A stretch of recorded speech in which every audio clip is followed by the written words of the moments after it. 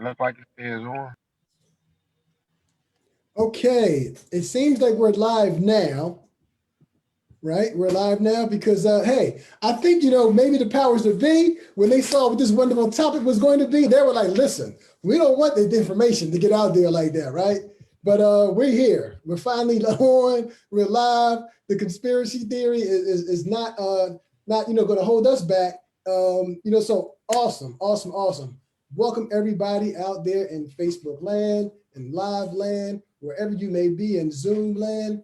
This is Education for Liberation Friday, right? And we have an awesome, guys, can you please mute yourself. Mute yourself for a second, please, mute yourselves.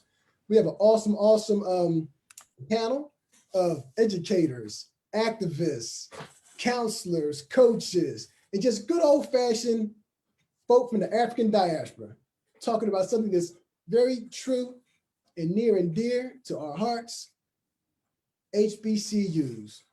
So we want to say it loud. We are HBCU proud. So before we get started, I'd like to introduce our panel for this evening. First, but definitely not, least, we have Melissa Lawson, counselor, published author, and she's an alum of North Carolina Central. How you doing, Melissa? Hey, everybody. Eagle Pride Amplified. Nice. Next, we have Kyle Adams. It's bigger than the ball, right? And also an alum of Cheney University. Thank you, Brother Warren. Appreciate being on your platform this evening. Thank you for coming.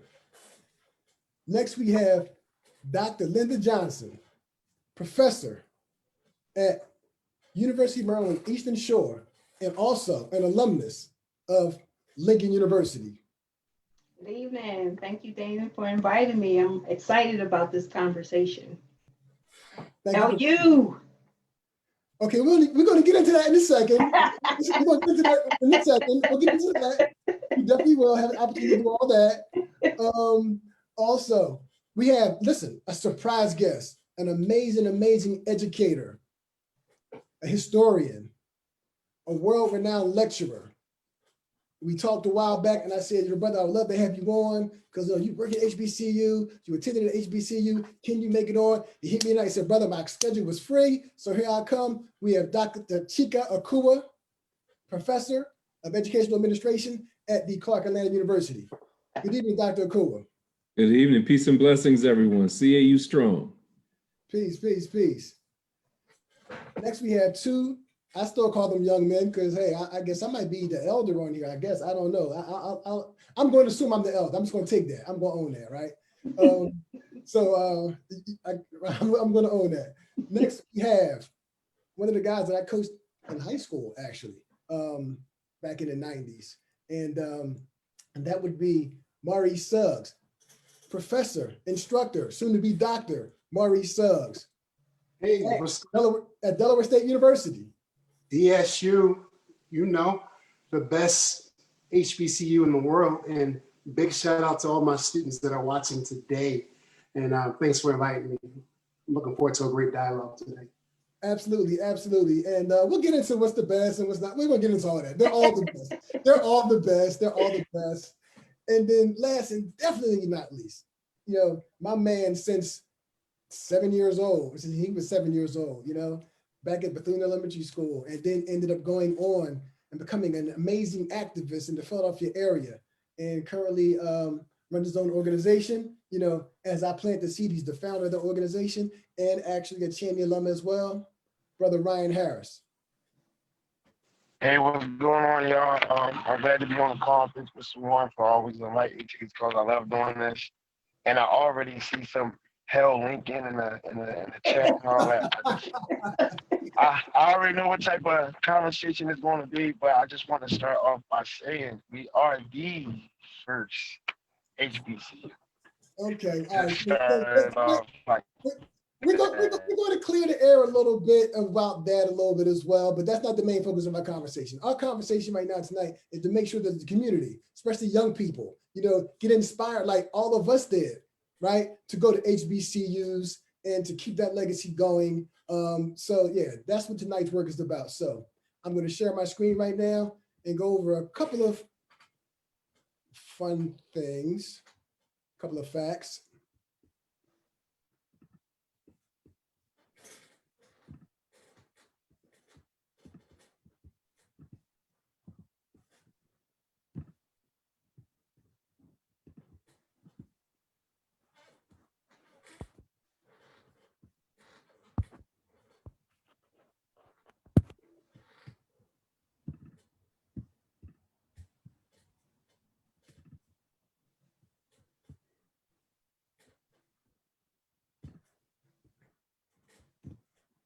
So, although tonight's conversation, and I'm glad Dr. Akua is on it, so please, brother, please chime in if I have any missteps, because I'll always defer to you as the instructor of African history and African American history. Before we can talk about HBCUs, though, we have to talk about our ancestral obligations, our ancestral origins. So before we were brought here, we had universities, right? In this particular case, the University of Timbuktu, which was unlike any other modern university, that there was no central organization or formal course study. Instead, there were several independent schools, each having its own principal instructor. Students chose their teachers, and instruction took place in the masjid, in the courtyards, in a private residence. The primary focus was the study of the Quran, but also academic subjects such as medicine, surgery, anatomy, botany, evolution, physiology, zoology, astronomy, anthropology, cartography, geology, mathematics, physics, chemistry, philosophy, language, and linguistics and geography, as well as the arts. And, I have to say that because, when we talk about HBCUs and why they, and we'll get into that in a second, and why they were created, we have to talk about the fact that we had extreme amounts of knowledge before we even got here, and that was kind of stripped away from us, and then we had to kind of find ourselves again. Dr. Akua, you want to chime in about that a little bit? Any of that? Absolutely, brother. You caught me because this semester I taught history of higher education. So you're right on point. And what's funny about this is when I was growing up, we had a saying, man, I'll knock you all the way to Timbuktu. But I didn't know that was a real place when I was growing up, Right. Only to find out that it was one of many universities in West Africa, such as University of Walata, University of Gao, and of course, the University of Sankore at Timbuktu. So those are the West African ancient universities that produced tremendous scholars among us. But even thousands of years before that, Asa Hilliard tells us that we had the University of Hbcus in the Nile Valley that had over 80,000 students on that particular campus. We've been producing tremendous research for thousands of years. And this is one of the reasons why when we were brought here to America, that it became against the law for us to read and write, because those that enslaved us, they knew who they were enslaving and they knew what they were doing. So it's so important that we understand that HBCUs are actually a reconnection and an extension of an ancient African higher education tradition. And I'm proud to be a part of that tradition. Absolutely, absolutely. As all of you are. But thank you for chiming in, because this is definitely your area of expertise, Dr. Akua. So we go to the next slide. So I'm going to show a small clip about 2 minutes long from the video that came out a couple of years ago, We Are Rising.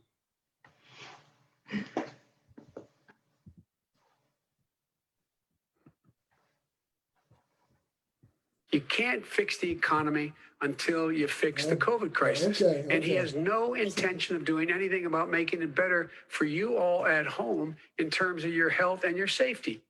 I'm Joe Biden, and I approve this message. They got to get their stuff in. I get it. A new film is taking a look at the challenges and achievements of historically Black colleges and universities in America. Stanley Nelson, a filmmaker, takes us back to the time of slavery and traces the history of these institutions from then until now.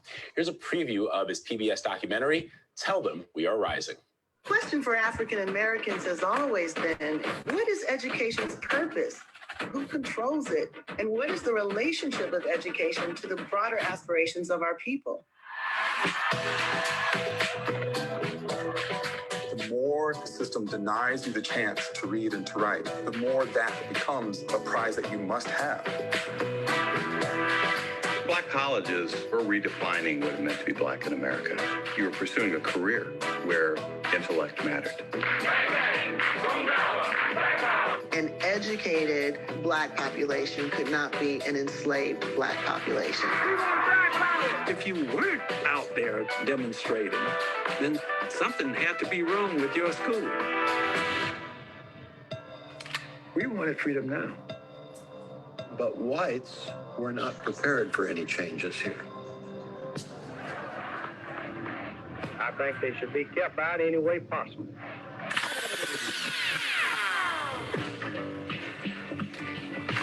A slaveholder could work a slave to death. He could rape a slave. He could do virtually anything, but teach a slave how to read or write.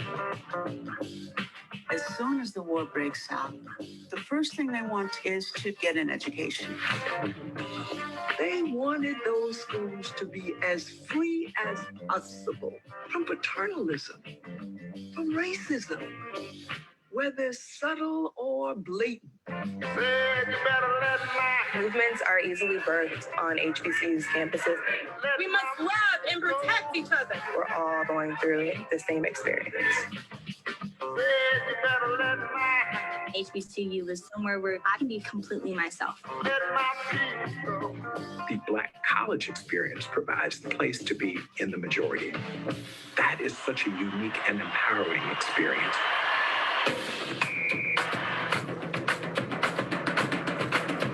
This HBCU experience has taught me that anything is possible as long as you have that one spark.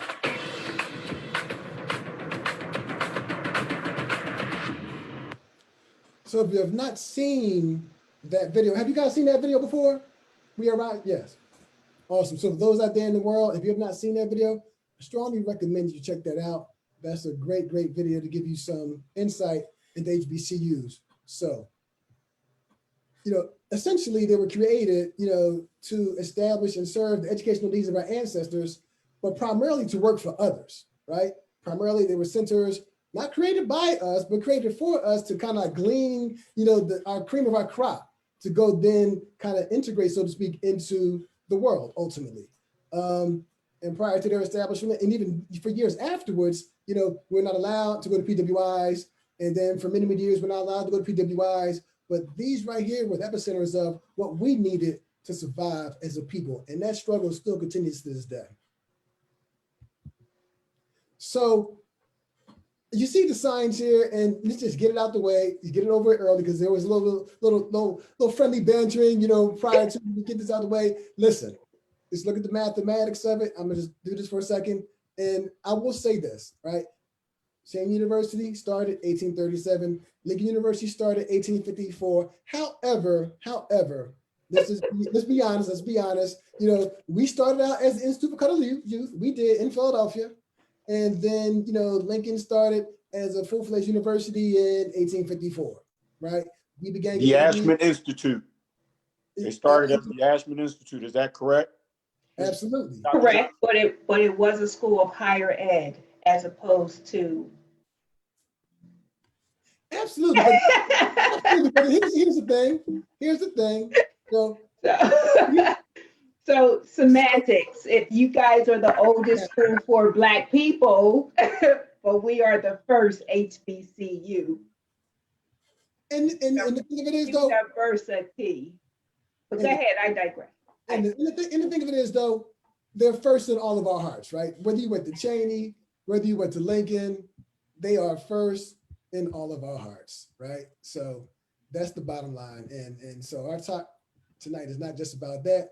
It's really about sharing with everybody in the community that right now, approximately 107 HBCUs, approximately 107, and well over, 250,000 students, that attend these universities. The numbers might be a little bit greater than that now. Hopefully we need to make them grow, because when you talk about the Catholic universities like the Notre Dame's and the Jewish universities, and no one really talks about, okay, they should stop doing what they do. No, we need to grow our universities as well. We must continue to grow our universities and promote this sort of culture to our young people. Here's a sign right here where all the schools are basically being where they are currently. And once upon a time, I thought that North Carolina had the most, but it appears like Alabama may have overtaken them a little bit. Hey, I was gonna say that we led the charge for a while, and then I see there's a few more community colleges. So Alabama has a bunch of HBCU community colleges, which is what we don't have. Okay. Yeah, that was something that I did not know, and in fact, I just learned that Brother Deion Sanders, right? Deion Sanders, although he went to Florida State, he actually just got a degree recently from Talladega State, or one of the universities down there, another HBCU. Dr. Akua, is that accurate? Talladega, yes. I didn't know that he received one from Talladega. I just heard that he had accepted the position to coach football at Jackson State. Yes, but he also went back and got his degree from HBCU. Wow, I did not know that. Okay. Yeah.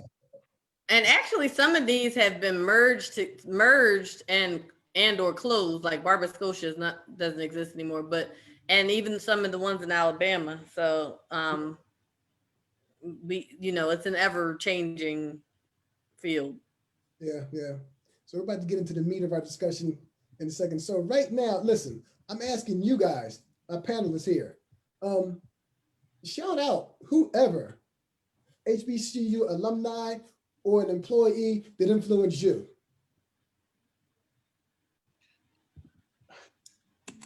I want to go first. I gotta go first. I'm sorry, because that would be kind of disrespectful for me not to go first. And the person that inspired me is the host.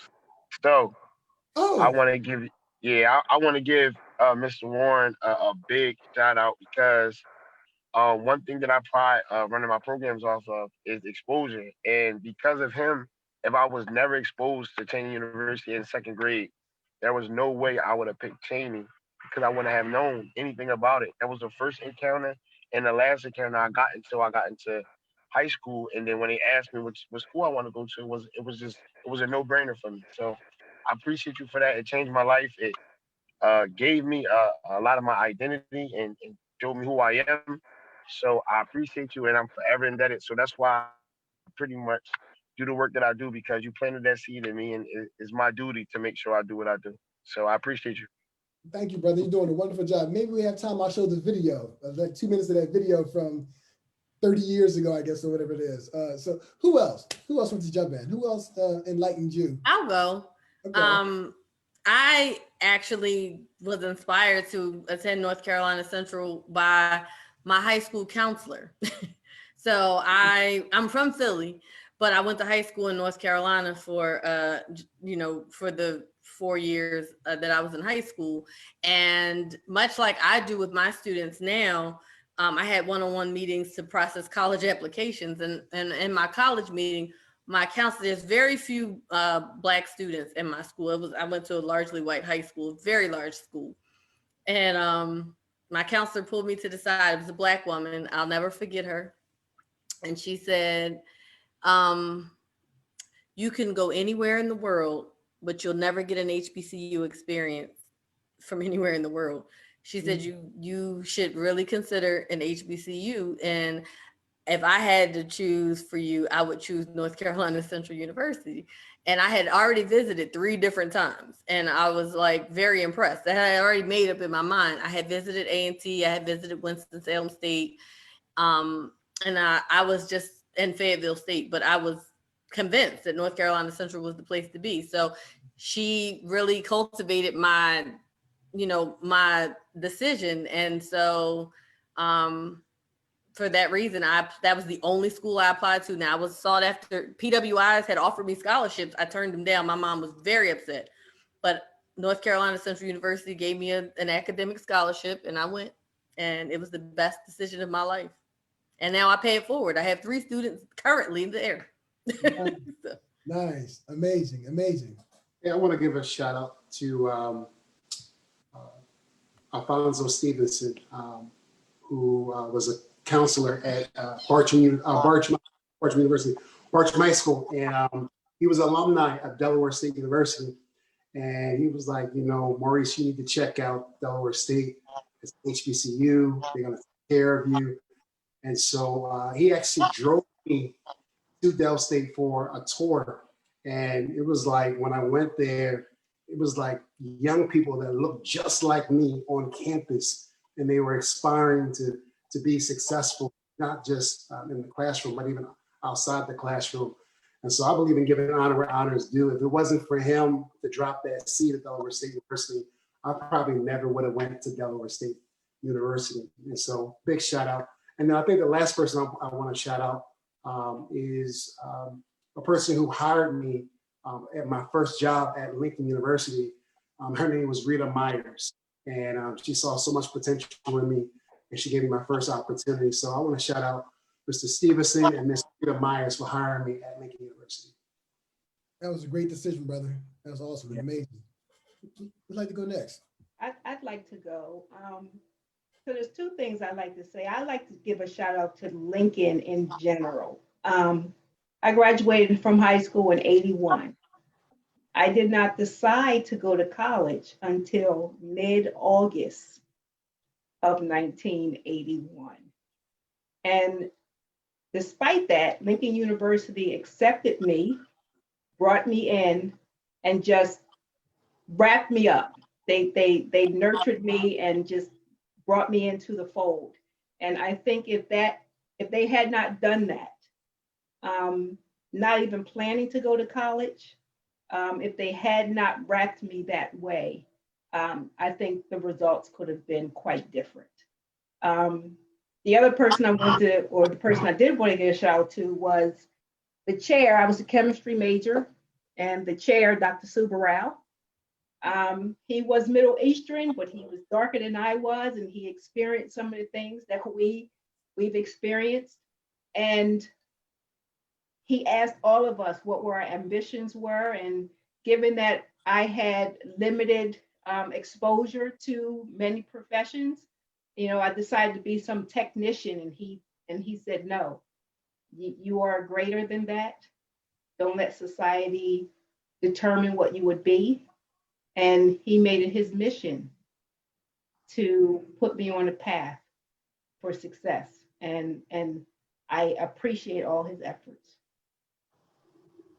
Okay. For me, my grandmother was class of 1945 at Cheney University. I have her degree. Every school that I've coached at, her degree is hung in my office next to my degrees. She's a longtime educator in the Philadelphia school system. And she had a huge influence. I remember as a child watching Yolanda Laney and Deb Walker play in the national championship game against Louisiana Tech in 1982. I remember that. I remember I had her sorority sisters would come by the house and they would always talk about Cheney just as a child. So it was somewhat ingrained in me. The other person that I give honor to is Brother Warren, is Brother Tiller. Donzel Tiller has had a huge influence on my growth and development as a man. He was our resident hall director when I was an undergrad at Cheney. And he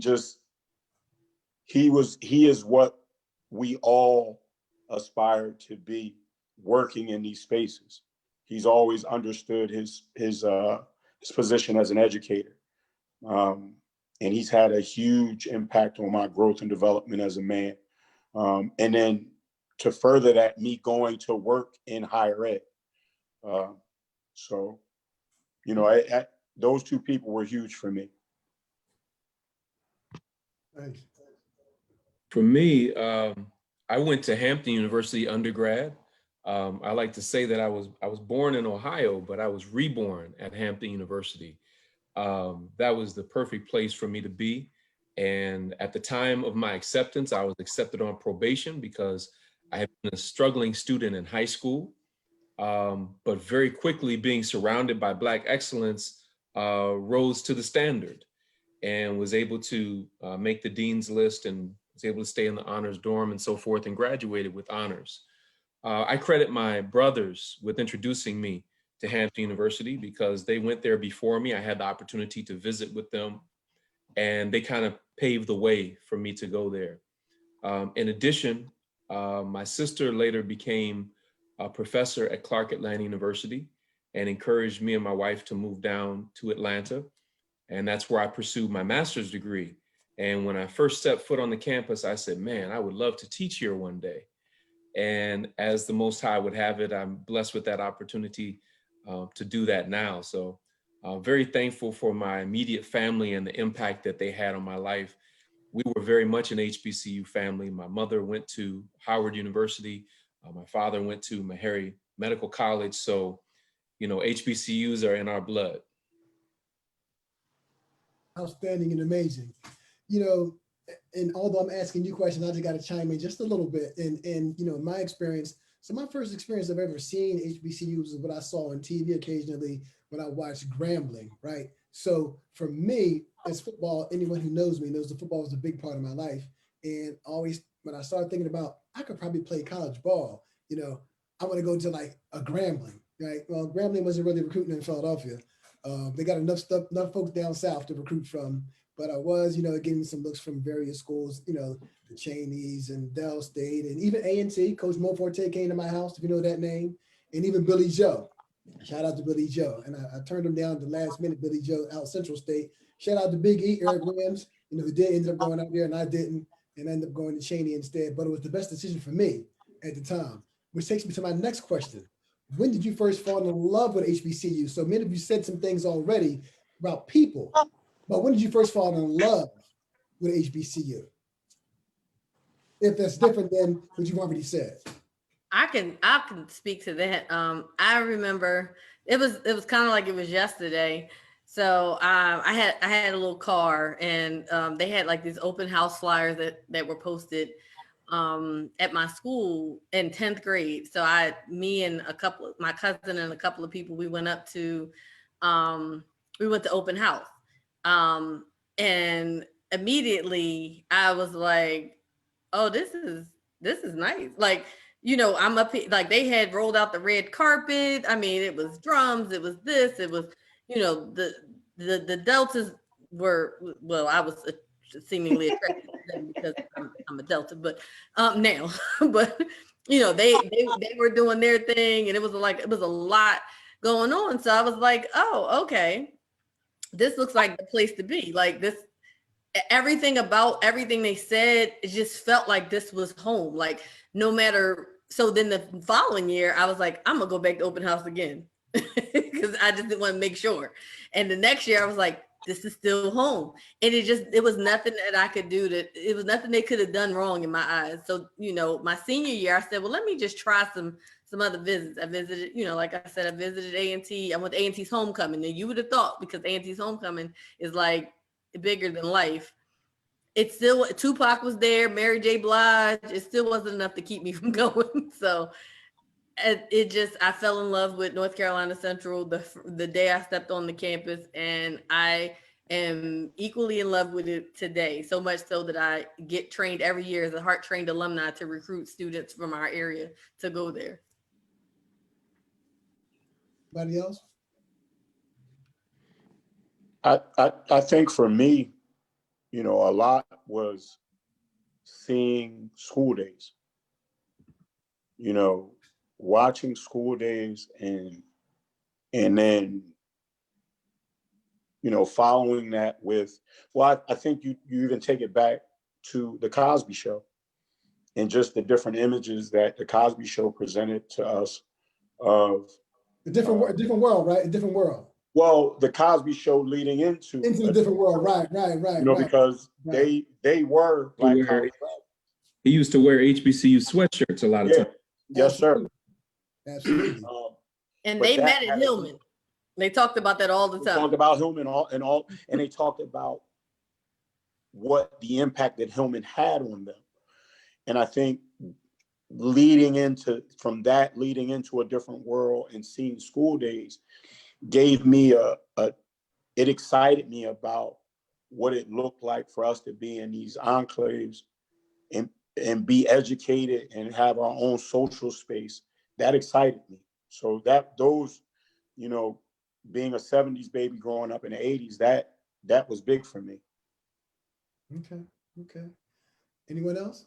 I fell in love with Hampton and HBCUs upon my first visit. Like I said, when I went to go and visit my brother, I was just amazed at just HBCUs have a certain kind of energy, like when you step on the campus, and certainly Hampton was no different in that regard. But I think Melissa said that she went to a predominantly white high school, as did I. So it was like a stark contrast being in that environment. And I tell students today when I'm teaching that when you go to a PWI, Black students' intelligence is called into question. But at an HBCU, Black students' intelligence is called into action. Difference. Let me say that again. You go to a PWI, your intelligence is called into question. Hey, how'd you get here? Oh, you must have got here on affirmative action, or you must know somebody, right? Your intelligence is called into question.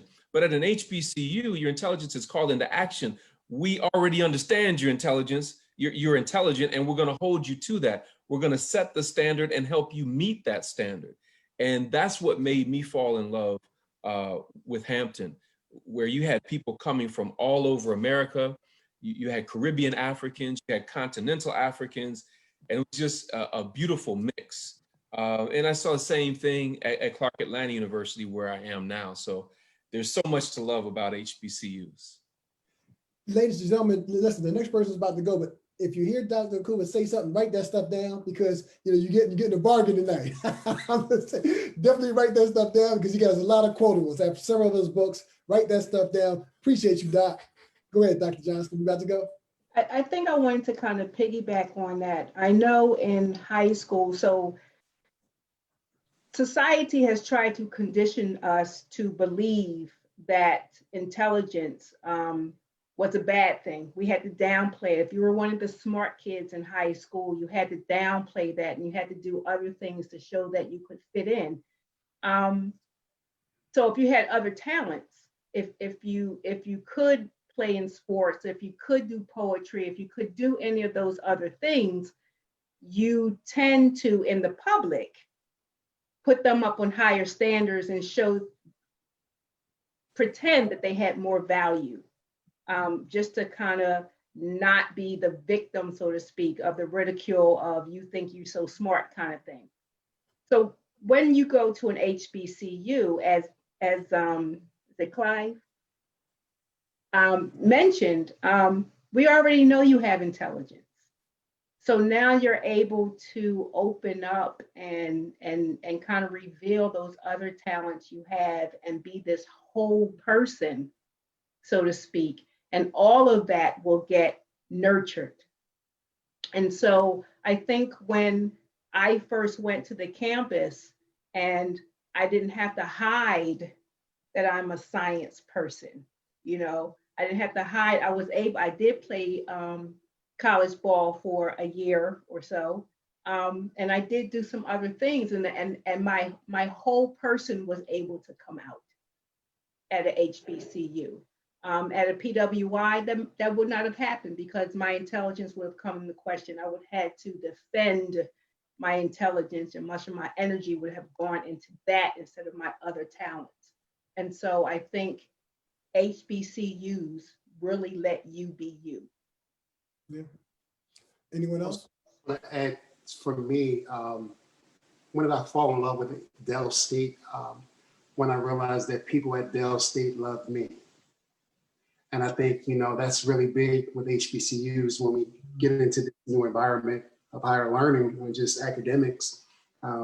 Sometimes, you know this, Coach, growing up in Southwest Philly, gun violence, drugs, just being stacked against us and going into a different environment that's totally different. You're seeing young people from New York, Jersey, Washington, D.C., Baltimore, coming in and trying to be successful on this this environment. But I think for me, the moment I fell in love with Del State, when I realized that people truly at Del State loved me, not just because I was there, but they saw the ability, they saw the potential in me. And like he said earlier, they called that out, meaning I had to respond to that. And so I think that's when I really fell in love with Del State, was when I really realized that people, administrators, professors loved me because of my potential, who I was. Yeah. I just got to say one quick thing. So had an opportunity to go visit Central State in Ohio on a recruiting trip. They brought us out there, and myself, shout out to Kevin DeWalt. If you're out there watching, Kevin, love you, brother. He stayed out there, and we went there for a visit, and they had us on TV at the halftime of a basketball game and giving us all these things and showing us around them. And they were like, all the schools, Delaware State, Cheney, and also Central State, all were kind of like at the bottom of the HBCUs at the time in terms of winning. So it was like, okay, where do you want to go? Who's going to start winning first? Didn't go to Central State. If you know history of HBCU football, they became a powerhouse for several years. I didn't go there, but I went to a basketball game at Cheney University. My all-star game coach, Coach Roulette, shout out to Coach Roulette. He said, Damon, I think you should check out Cheney University. I go to a basketball game, and the boys played first. That was kind of odd. The boys played, I had never seen that before. The boys played first, but then the girls played. And the girls were playing Penn State that night, right? They beat Penn State by about 50 points. And the gym was just amazing. I won't say all the chants that they were saying, because there's some chants I would want to put out there. They had a couple of words in there, you know, get your hat, your coat, and y'all know the rest. Those that know, you know. And leave so-and-so and so-and-so. But the vibe. And it was just amazing. And I'm being a mama's boy, being from Philadelphia. It felt like I was so far away from home, but I could get home real quick to my grandmother. So I said, I'm coming to Cheney. It was because of a girls' basketball game that I fell in love with the atmosphere of Cheney University, and many of my brothers and sisters and lifelong friends are there as a result from Cheney University. So Damon, you know what? That's funny. You should say that like, it's something about the atmosphere that they create that makes it memorable on a visit. Like I remember driving, we were all in the car like, NCCU, I love it. Like, you know, we was doing the chants and, you know, and all this kind of stuff. Like you couldn't have told us nothing. Like we went to school with the chant. So, you know, that vibe it gives you, people were like, okay, clearly you must be going to Central because you're really hype about it. And I wrote it in, I was writing all the chants in everybody's yearbook. So. Right. All right, so let's get into some questions. Get into a few questions here. Just a few things to stimulate the minds of our listening audience. So, and anyone can take this question first. Are Black-owned businesses more likely to be created around HBCUs or PWI? And why, in your opinion? Like a tricky question. Mm-hmm. Judging by the number of Black-owned food trucks that were on campus prior to COVID-19, I'd have to say Black-owned businesses are more likely to be found near HBCUs. And one of the things, and that's certainly something that we should do more of, is cultivate Black-owned businesses. That's so very important. And when you all were talking earlier about the atmosphere on the campuses, you know, some of the research shows that since 2015, there's been a serious spike in attendance at HBCUs because the students themselves and the parents want them to be in a nurturing atmosphere. And when you look at the cultural and political climate that we're in today, most parents, myself included, because my son is applying to school right now, you know, we want our children to be in a place where they're going to be nurtured and not taken for granted. So that's very important also. I think with respect to Black-owned businesses, one thing I can say about Black folks is we know how to hustle. So when you are on an HBCU campus, you got somebody braiding hair, doing nails, putting in a perm, doing a weave, mowing grass, frying hot dogs, like ironing grilled cheese sandwich. Like it doesn't matter. Like, so we are very enterprising people. And so, you know, and one of the things, and I always say necessity is the mother of invention. So when you're at HBCUs, a lot of times, you know, maybe not now, because these kids got a lot more than what we had. But when we were in school, like, you know, you had your one-way line and all that kind of stuff. So there were a lot less things there. So you had to invent a lot of things. So you had to become innovative and very creative. So I think that entrepreneurial spirit is there simply because you just had to create it. And so if you didn't create it, it wasn't going to happen. So that's where you get food trucks, and you get, you know, somebody was making a hell of a, you know, crock pot, you know, soup, and then all of a sudden everybody's selling soup now, you know. Dollar hoagies. We sell, you know, whatever it was. But I'm saying, like, you know, you missed that thing, so now you're selling it, and so now you're an entrepreneur. So I think that just transferred into that sort of entrepreneurial spirit, where you do get HBCUs, a lot of folks from HBCUs, a lot of Black-owned businesses are owned by these hustling HBCU folks. Did you say ironing a grilled cheese sandwich? I ironed my grilled cheese sandwich because it wasn't allowed to have. That's a new one for me. Listen, you put it in a paper plate and you iron that sucker. I mean, was that paper bag, and then you iron it. Wow. Okay. It's interesting because when I was at Cheney, I was so engulfed, and Brother Warren, you can attest to this. We have great passion about becoming educators, right? Cheney has always been vested in creating and building educators. So I was so invested that I never considered entrepreneurship. But it wasn't until I went and coached at North Carolina Central and being in that Durham environment that really sparked my entrepreneurial sensibilities. And so to your question, I saw that a great deal in that Durham community, you know, and people helping each other build businesses. If Melissa's building a business, we're having an event so everybody can come through and bring their resources to help build her business. I never saw a lot of that, you know, in Philadelphia. I saw a great deal of that in that Durham community. That Black Wall Street and that, yes. that Black business, yes. that Black business, that's real. Community, that is real. That is where that started. So that sort of entrepreneurial, that, you know, that helping of Black businesses was was bred there. So that's a strong spirit there. I would say. Can I get some clarification though? I'm sorry.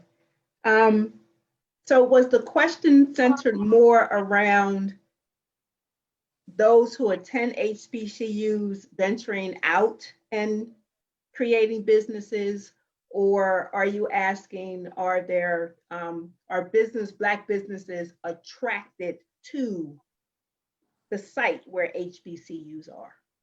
I mean, your interpretation of the question, I mean, both ways. But what you just said at the latter, yes, that's what I was saying originally, but it still makes a difference, because I know personally, one of my frat brothers, shout out to Joe Devane, you know, who started, I was his roommate, dollar hoagies. Then beepers came out, and cell phones came out, and he started selling all that stuff on campus, and then began, you know, selling those things to people that were alums and coming back, you know, so it can start on campus, but then also come around the campus as well. So it could be a combination of both. I would say, you just brought up a name from the past, Mr. Devan. You actually connected me with him when I went to Dale State. He was associate athletic director, which sparked my interest in sports management at Dale State. But I would say that what I'm noticing is we're in a pandemic now, and so there's crisis, meaning that there's financial hardship.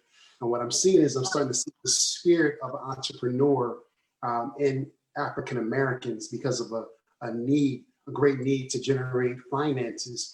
And so I think this is the greatest opportunity for our students and for students that go to HBCUs, not just to pick up a major to have a career, but pick up a major that can really spark wealth in their generation, a difference in their community. And so, you know, one thing that I've been telling my students, I have a project called Rise Up, Give Back, and it's really focusing on entrepreneurship, even from a sports lens on how can we give back to our community. But I just, you know, as we're speaking about just entrepreneurship, I think this is the greatest time now for us to just really instill the importance of just owning our own and establishing wealth in generations. Yeah. Yeah. Amazing. So next question. Are white-owned corporations looking for Black employees more likely to recruit at HBCUs or PWIs? Can you give us some clarity on these questions a little bit? So these corporations, wherever they be, the Googles, the Microsofts, wherever, are they coming to the PWIs or are they coming to the HBCUs? They going to the PWIs. And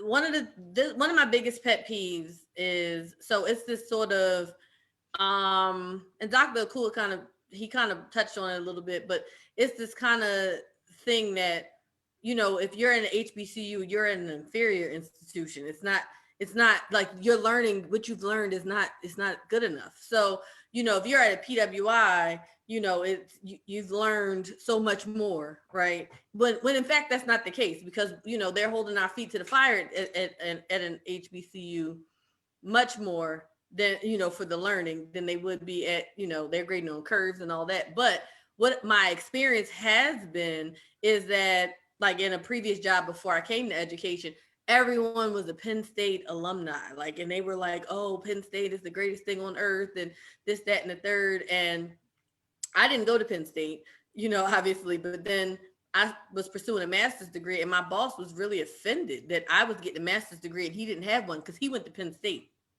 And I was like, okay. So it's not, when you look at it, they really are fixated on the idea that the PWI, if you're a certain type of Black person, if you went to a PWI, you're just a Black radical with a subpar degree if you went to an HBCU.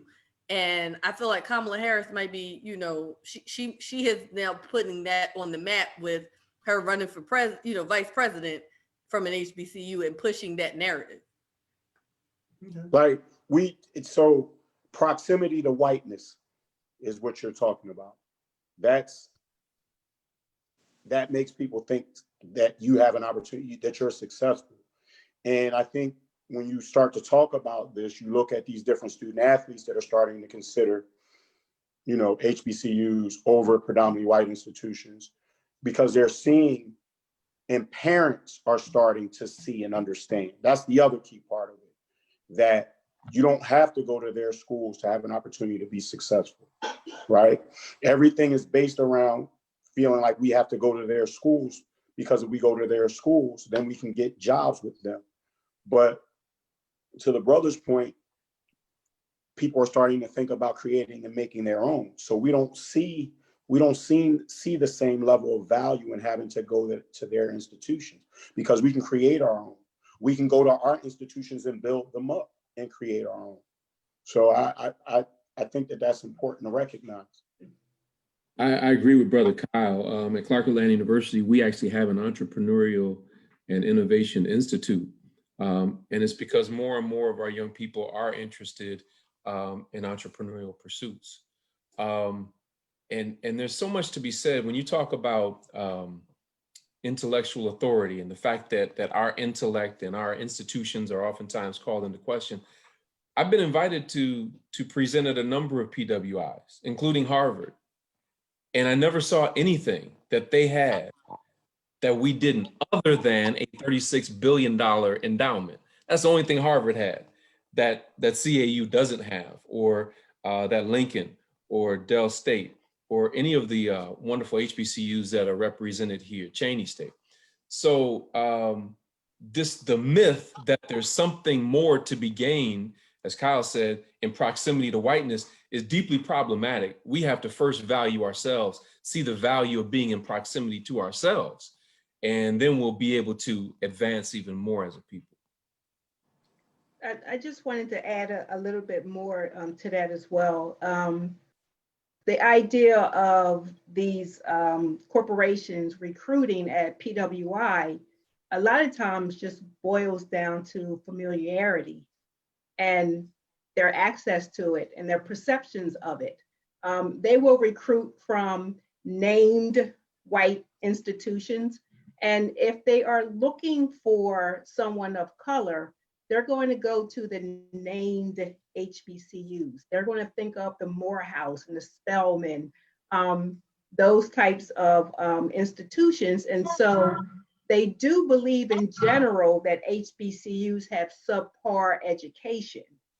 But it also have that other side of they're not really culturally aware, so they really don't know the strategy of actually going to an HBCU and how to actually recruit from that. So they're not really comfortable with that process.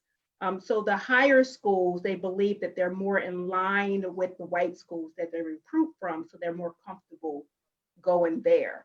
And so it's their mindset, so to speak. It's not that we are subpar, it's the way in which they view the institutions and their comfort level in going to a campus where they themselves will become a minority. That is a pretty powerful thing, and it can stop that process. I was just going to say, I would add to that those that are a little bit culturally conscious, that if you're looking for Black employees, then the best place to go is an HBCU. So a lot of times when you go to job fairs, they are specifically looking for Black students to become a part of their corporation or their company.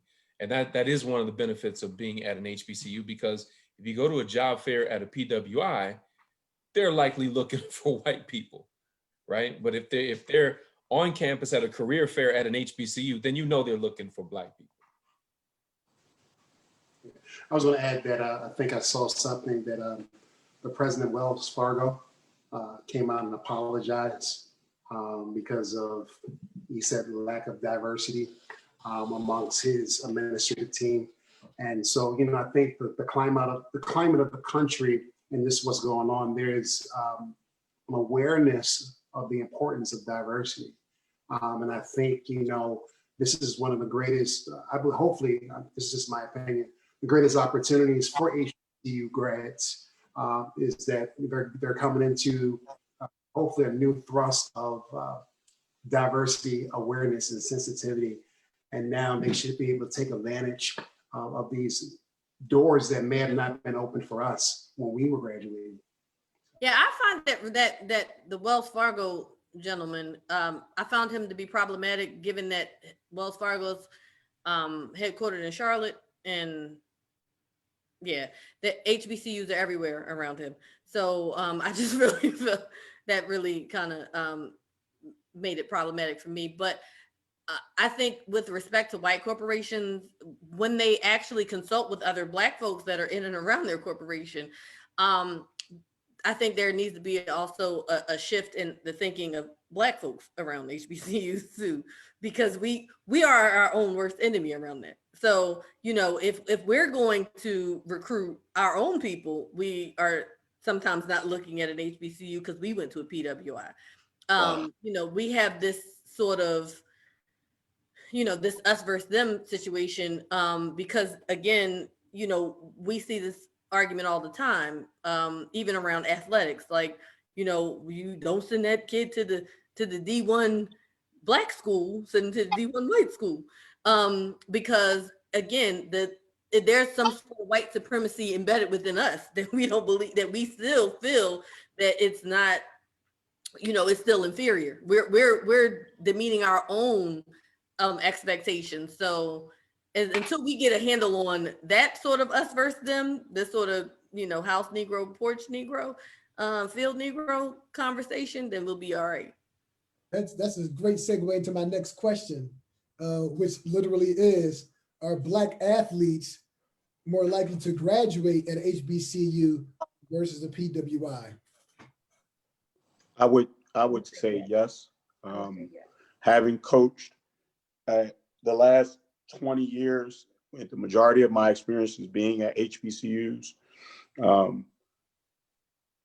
at predominantly white institutions, you're pretty much just there to further the bottom line, to help them win, right? And if you get anything from an educational standpoint out of that experience, so be it. but there are so many things that are plaguing why our students aren't choosing, have stopped choosing HBCUs the way that they used to. One is there's something called cost of attendance, where these bigger schools give students checks every year, right? So you get your Pell Grant back, and then you get maybe another $10,000 to $15,000 on top of that. So, Coach Warren, I really enjoy you. I see that you're invested in my growth and development as a man, but they getting ready to give me $20,000 every year. They're going to help me establish my credit. So those are the things that these parents, and that's part of the issue too, is that the parents are using the students. Like the kids are sending that money home, and they're not looking at the holistic growth and development of what our institutions provide for young people, and ensuring that they're prepared to be able to walk out of here and have a level of confidence in anything they go and do once they leave these walls. We see it far too often that athletes have stellar careers at predominantly white institutions, and they leave, and then nobody hears from them again, because they haven't been able to take advantage of what that experience should have provided for them. And we see kids that leave our schools that have subpar experiences or aren't great players, but can go and they're prepared to create their own businesses, or they're prepared to go be champions of industry or become great educators because of that experience that they were provided in the halls of our institutions. Yeah, it's bigger than the ball, brother. Like your organization, it's bigger than the ball. So that's it. Yeah, it's bigger than the ball. Well, I think that there's a complex question, because when we look at African-American student athletes, and we know that for HBCUs, I think it's 3% of the population, all colleges in America is 3% HBCUs. So by nature, I'm hoping that we are graduating more student athletes, right? As you know, being 3% of institutions and universities throughout the country.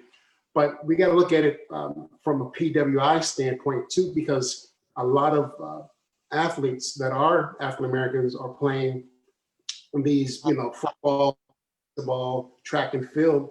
And I think, we go into this question about just APR, in reference to just academic progress, you know what I mean? And just how students matriculating at any university, HBCU, PWI, and how are they matriculating and getting their degree. And I think for me, that's a tricky question, because the HBCUs are not getting all the resources like a lot of these other big universities, right? And so we got to that's a loaded question in itself, but we just got to understand that everything is not as equal when it comes to funding, even in athletics, when it comes to resources and support of student athletes. Can I push back to Brother Suggs' question? That's true. But I think that you yourself are a product of what we have that those institutions don't have. And what I mean by that is, parents look at the gym, the dorms, the great uniforms, how shiny the student center is. But what I've always believed, and I think you all agree, what our institutions have that those schools don't, is we have the human resource. We have people like yourself who are employed at our institutions, and it's their life's work, right, to ensure that our people persist. So that's what we do. I agree. I think where I was coming from is, I think the question was kind of tricky. We're saying, if we're 3% of the population, we should be graduating most of student athletes, and so 3% we should. I see what you're saying. So I'd like to add some numbers to that, if you don't mind, because I thought that was an interesting question. So you're right, we're about 3% of the university, so HBCUs, but we do graduate about 20% of the Black graduates that are out there. So just sheer numbers, we are graduating. If you compare graduation rates, we may have low graduation, graduation rates in HBCUs, but the sheer numbers that we produce. But just to kind of get into, I looked at a study that they were talking about in Division I PWIs, where about less than 3% of the student population are Black, but they make up about 55% of the football teams and the basketball teams. Men's and women's basketball. Yep. But only half of those graduate. They don't stay for the full years. That's right. So a lot of them leave, and about half of those graduate. When we look at the HBCUs and the athletes, and I'm going to just go back to my own institution. The athletes at my institution have one of the highest graduation rates at my institution, because there's a stipulation that you must demonstrate academic progression in order to maintain your scholarship and maintain to be a member of that team. And so they have dual advisors. They have a lot of support to make sure that they do matriculate and they do complete it. So there are studies out there, and there's data. So there's definitely some empirical data out there that say those athletes in HBCUs do graduate when you compare them to those that are in those the PWIs, because of the nurturing process that occurs. So a lot of those athletes at PWIs, they still are getting those microaggressions and all of those, and they're suffering, identity threat. And so they're still going through all those processes, and they either drop out or they take longer to graduate, past 6 years. So there is some evidence that HBCUs are really kicking out our athletes. To Dr. Johnson's point, at PWIs, Black athletes are an object.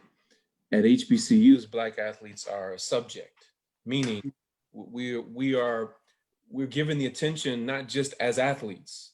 At a PWI, like I've had friends that were athletes at PWIs, and one in particular, he would tell me he would always make it a point to sit in the front row, always meet with his professors, because he did not want to be a part of that stigma. And he needed his professors to understand that he was there for more than just playing football, right? In addition to that, so the short answer to your question is, I think yes, that Black students that are athletes are more likely to graduate at a PWI, at an HBCU than a PWI.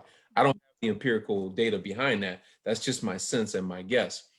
But in addition to that, with high profile people choosing HBCUs, like Makur Maker is the #1 basketball prospect. Not only is he going to Howard, he on social media called out other top athletes and said, you should consider going to an HBCU as well. And they switched over. Some of them did. Yeah. The issue with that is, are they going to stay though? Right. And then with Deion Sanders, Hall of Famer, going to Jackson State, he has already made some people to switch over from D1 schools. But what's really interesting about that is when you look at the amount of capital that these student athletes generate, and if you shifted over just say 10% of that to HBCUs, if some of them went to HBCUs, as they are now choosing to do, that could be a huge shift in terms of what HBCUs can then do with that kind of revenue and that kind of attention. Because right now at PWIs, as I said, in many cases, we're just objects and treated as objects rather than subjects worthy of dignity and respect. And I think if you look at the history of HBCUs, we were the pipeline. We were the pipeline for professional athletes, because athletes, African-American athletes, collegiate athletes didn't have the opportunity to go to PWIs, and so, we get back to the roots of just, the beginning of what we used to do before. I think, we'll start seeing some huge dividends in reference to the financial economic gain. I agree with you. We need Deion, if I can jump in, we need Deion Sanders and his program to be successful. We need that to happen. I want that to happen, right? Like I said earlier on, I was a huge fan of Eddie Robinson at Grambling. Never met the man, did go to several Bayou Classics, and even the Hampton and Grambling Classic up in North Jersey. I used to go to that when you come to North Jersey, you know, but we need Deion Sanders and anyone else who does what he is doing to be successful, right? So we can try to get back to that, and the money will follow you. If you're a top athlete, like I'll just go back to the Cheney girls basketball situation. When they were there and they had Vivian Stringer there, I mean, it was Division I basketball at a small, tiny HBCU. And people were there. They didn't have the WNBA at the time. Girls had to go overseas and play. But just imagine we can get back to that level at our HBCUs. So it's just got to happen, in my opinion. Yeah. So ultimately, a lot of our HBCUs, it's a known fact that, you know, philanthropists, you know, Quakers, rich white guys, and so on and so forth, they funded a lot of, or they founded the majority of HBCUs, if not all HBCUs, right? And so today and into the future, is it our job to help them finish the job or slow them down from taking our cream of the crop, right? We talked about this a little bit earlier, right? Taking our cream of the crop. They found these schools, they put us there years ago, and they would kind of like funnel off the cream of the crop to go work for them in their organizations. Or, like Dr. Akua just alluded to, I did not know, should we be creating entrepreneur programs at our HBCUs? And we talked about some of that, and the fact that you have one down there at Clark Atlanta University, that's amazing. So what does that look like if we did that at all of our HBCUs? We talked about Black Wall Street a little bit. I mean, so just speak to that a little bit, anybody. I think it's a false choice. I think both can exist. Mm-hmm. So the PWIs are picking off a number of our top academically performing students. But do they deserve that? Do they deserve to go to an institution that will give them what they need? Should they have the right to do that or the freedom to do that? I say yes, they should have the freedom to do that. But we should also continue to build our institutions that will allow us to also be competitive with our curriculum and those academically gifted students, so to speak. I don't think it has to be a choice. I think both should exist to give them all the opportunities to move forward. And so we are suffering where some of the PWIs are picking them off because they're giving them money, but we still have a nice flow that's coming in, that they have that mindset of wanting the HBCU experience.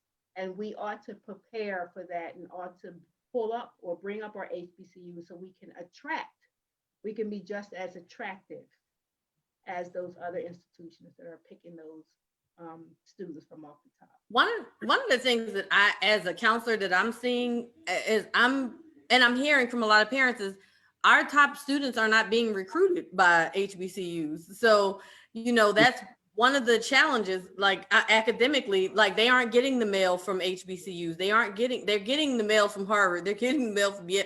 I don't know what the system is internally to recruit them. I just had a conversation with the Office of Alumni Relations as well as admissions about the process to get in the NCCU. Like, I'm like, y'all have too many roadblocks.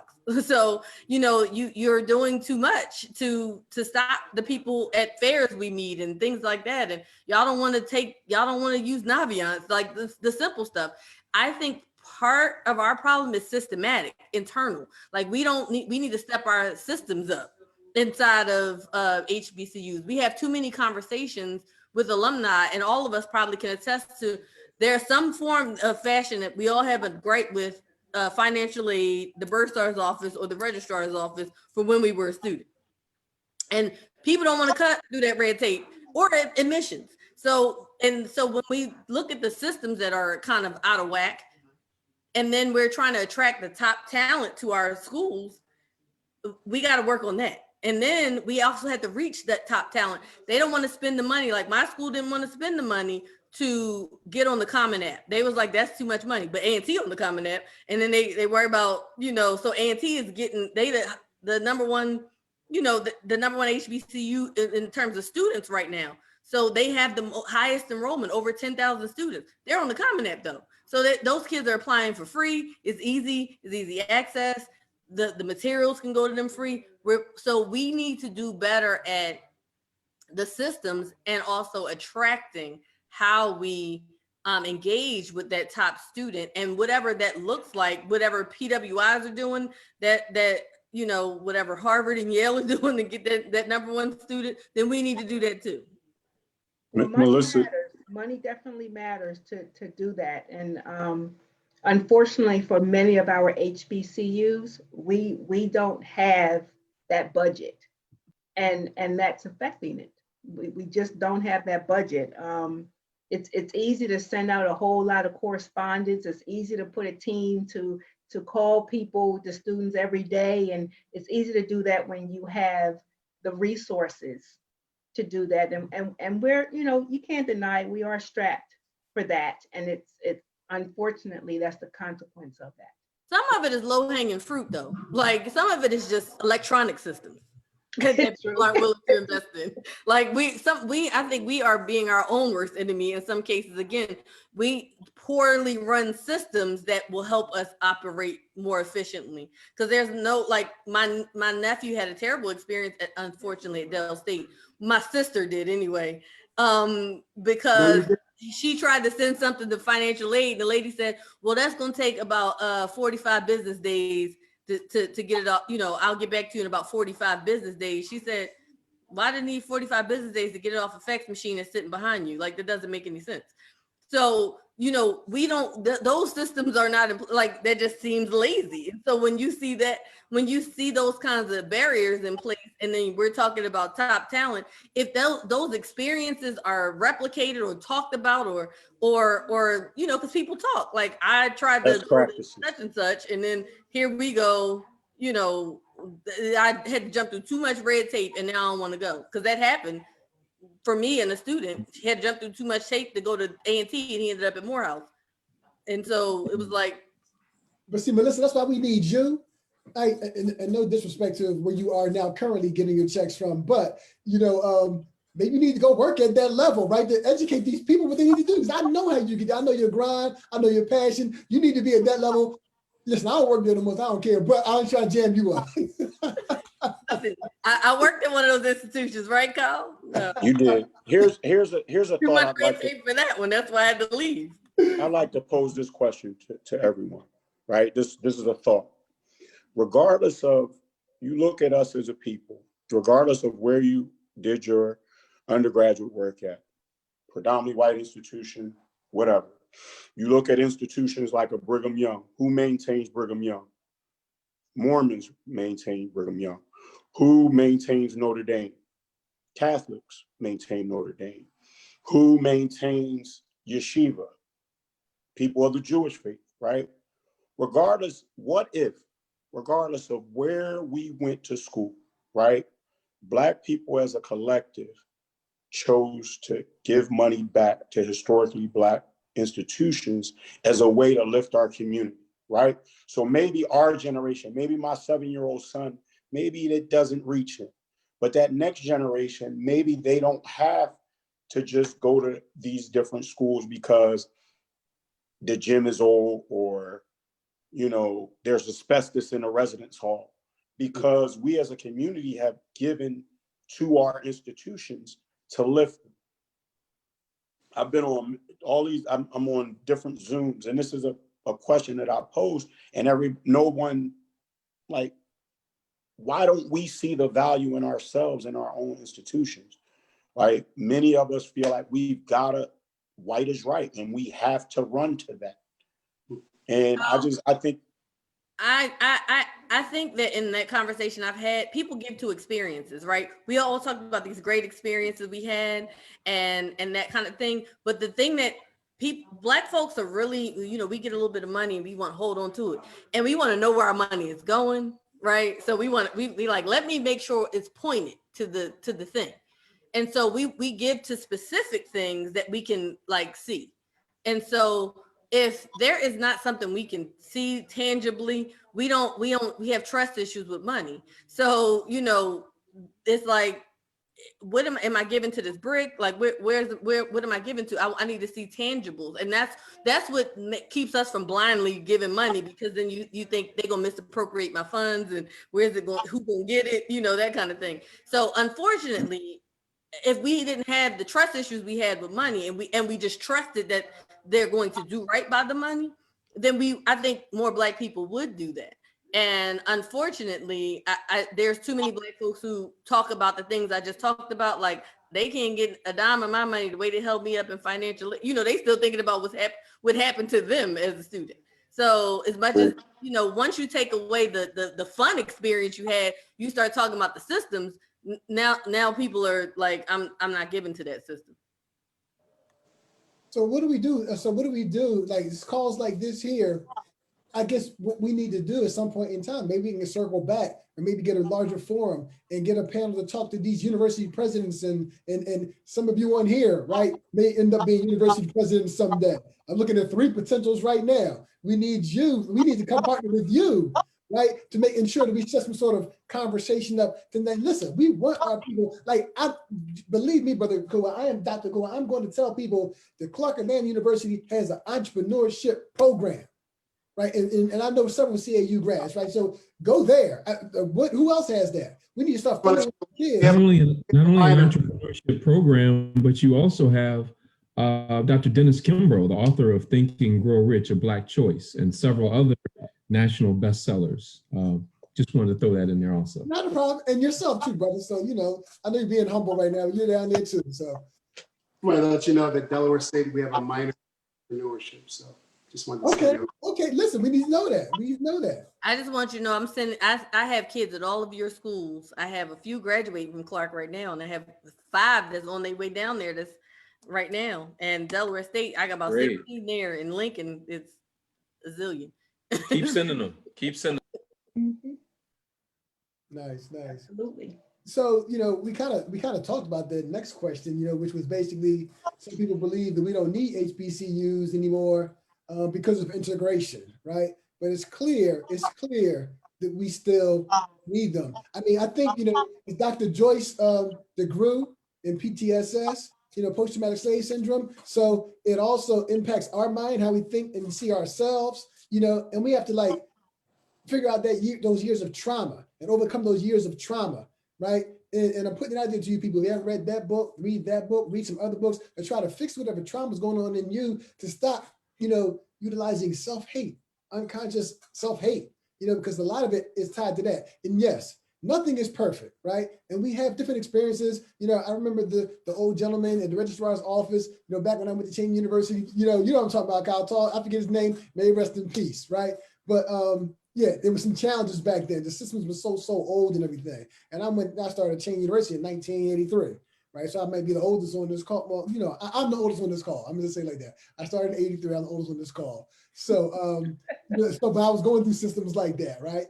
But still, I loved it. So the love, right? You know, IQ versus EQ. So for me, my EQ side was being touched and honed so much that I still love the place to this day. It's in my background. I'm on campus right now, right? I'm on campus right now. It's in my background. So I'm gonna love it for life. I'm gonna promote it. I want to get back to what it used to be. And we're moving in the right direction right now. You know, there's some struggles, but we're getting there. So in your closing remarks about tonight's topic, any special announcements for the viewers about your HBCU, your work, you know, anything that you're going on right now, anything? And we'll go with the ladies first. Ladies first. Well, no, I don't have any special.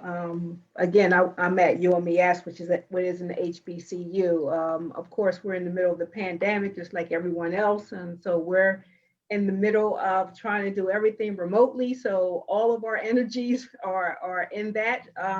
Soon we will come up with.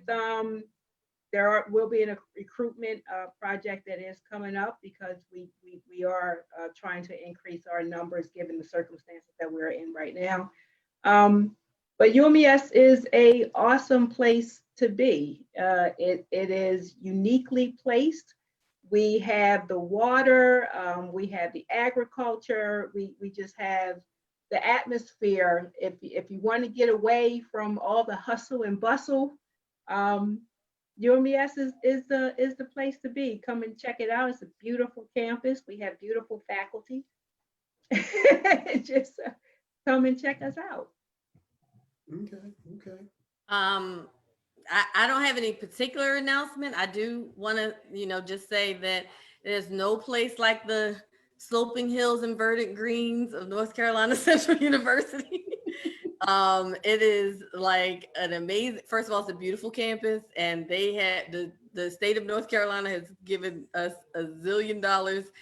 They have 13 residence halls. They have, you name it, we got it. We have, it's just, first of all, it's an infectious atmosphere. It's just beautiful. And I couldn't even imagine what life would be like without the type of love, and without the fellowship, and without the years that I've spent cultivating relationships there. And the one thing I want to say about the relationships is that the professors love you there. So they really get involved. They came, my line sister defended her dissertation, and they flew in for that. And just last year we went to dinner with two of our professors. They were like, "Oh, y'all here for homecoming?" They booked dinner for 10 of us. So, this is, yes, I'm talking about you. I'm visiting. So there's just no love like North Carolina Central. So I would encourage everybody to get your kids and apply. And you see Dr. Come on in there, Kamika. Listen, I'm seeing you soon. Dr. Kamika Royal. Kamika Royal. How you doing? At Loyola University. But a proud alumnus of North Carolina Central.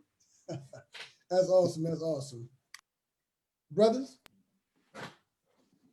I wanted to say something about the future of HBCUs. I challenge my students in higher education leadership, my doctoral students, to not only think critically, but to think creatively. When we talk about the future of HBCUs, we definitely have to consider how we can make education more accessible and more affordable to our people.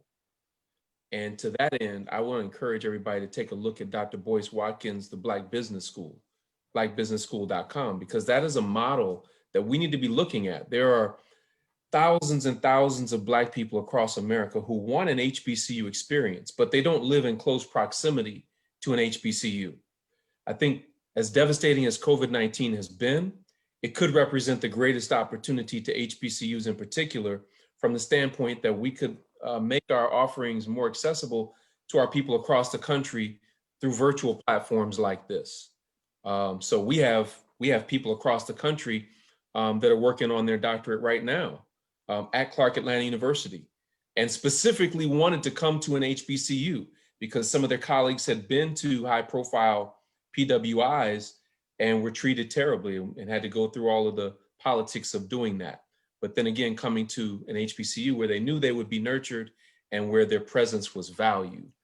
So I'd like to say that about CAU and Clark Atlanta University, at Hampton University, and all HBCUs are places that are home to us. We're coming back home where we're going to be loved, nurtured, and treated with the respect that we deserve.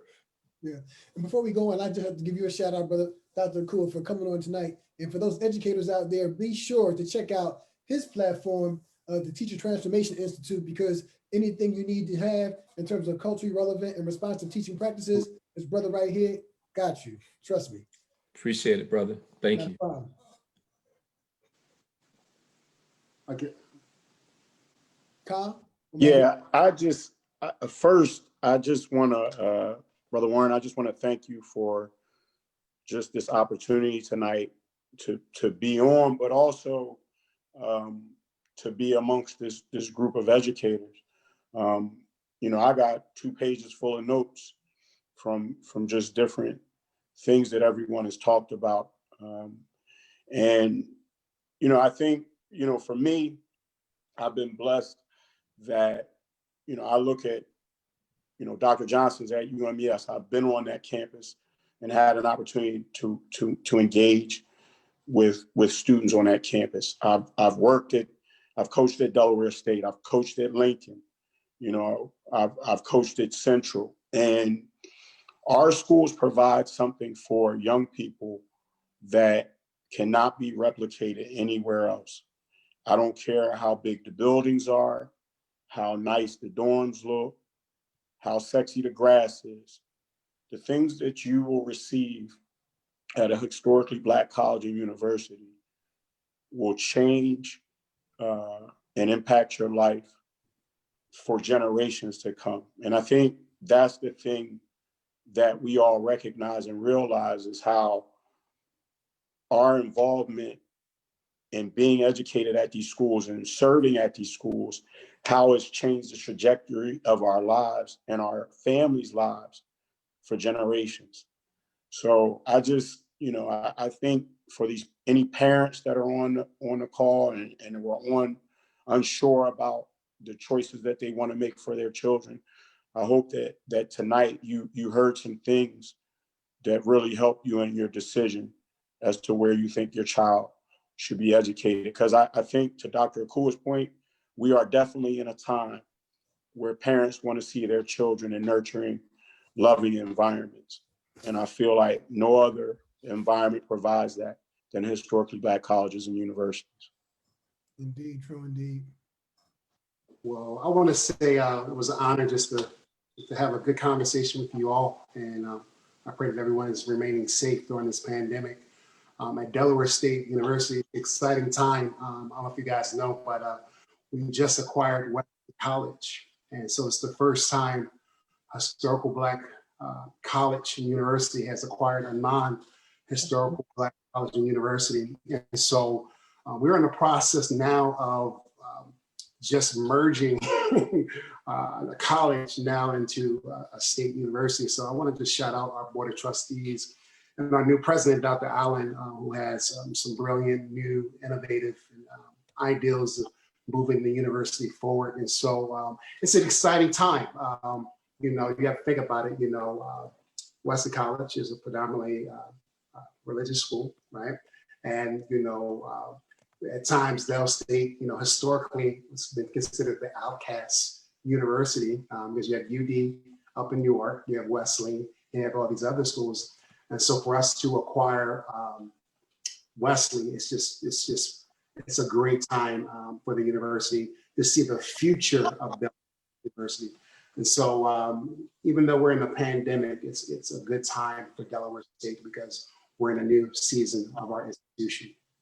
Yeah, I'm just gonna open up the chat real quick if there's any resources in there, people that are out there in Facebook land, you know, take a look and see if you have your, move this over here, not to block your face, brother.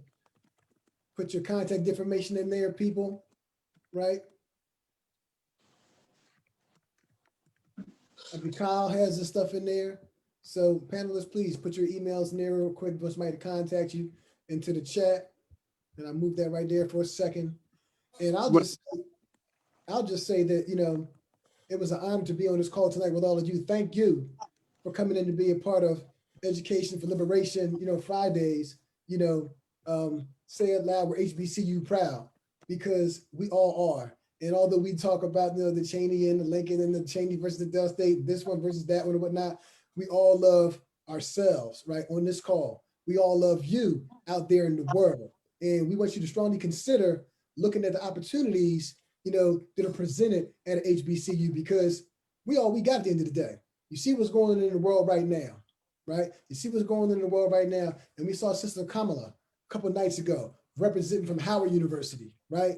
That's an amazing feat. And regardless of how that thing shakes out, you know, in November 3rd, you know, she's representing, you know, as the vice president. And so we need more images like that. We need more opportunities like that. And those things can be cultivated at HBCUs. You know, we are all examples of those things. You've heard people talk about struggles and triumphs and last minute decisions and so on and so forth. However, at the end of the day, we've all received multiple degrees as a result of attending the HBCU and the inner workings that it's given us in terms of our desires for greatness, to give back to all of you out there in the community. So love you all out there, everybody in the Facebook land, in Zoom world. And it's amazing, awesome and amazing. And appreciate you all. There you go, CAU, I see you. Got my CU, Cheney University Wolves. And also, talking about Cheney real quick, let me just do that. I don't work there, but I do know Keystone Scholars Program, right? The Beta Gamma Foundation, we gave out about 10 scholarships recently for students that were coming to, and that's still a Mega Psi Phi fraternity. Had to shout that out. Just do it like that one time, at Cheney University. All right, I see you represent. Reese, okay, I see you doing your thing. So listen, everybody out there, thank you for coming out. God bless you all, and good night. Thank you. Thank you.